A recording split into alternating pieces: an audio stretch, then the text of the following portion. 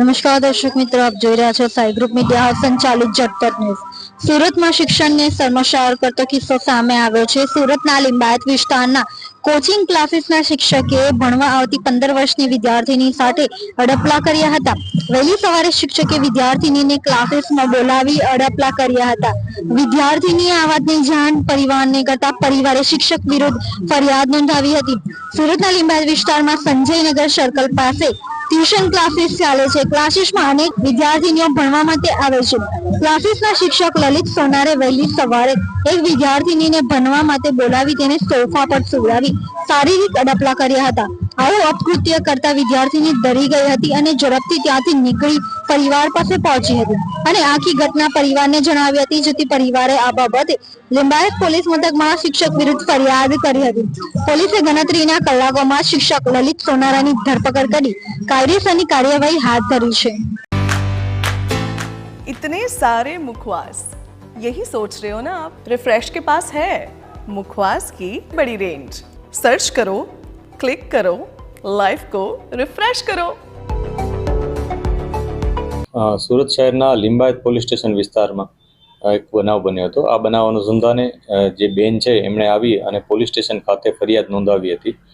ફરિયાદમાં બેને હકીકત એવી દર્શાવી છે કે એમની જે દીકરી છે જે 15 વર્ષ ને 5 મહિનાની છે, એ દીકરી જે જગ્યાએ કોચિંગ જતી હતી એના કોચિંગના જે ટીચર હતા એના દ્વારા દીકરીની છેડતી કરવામાં આવી હતી।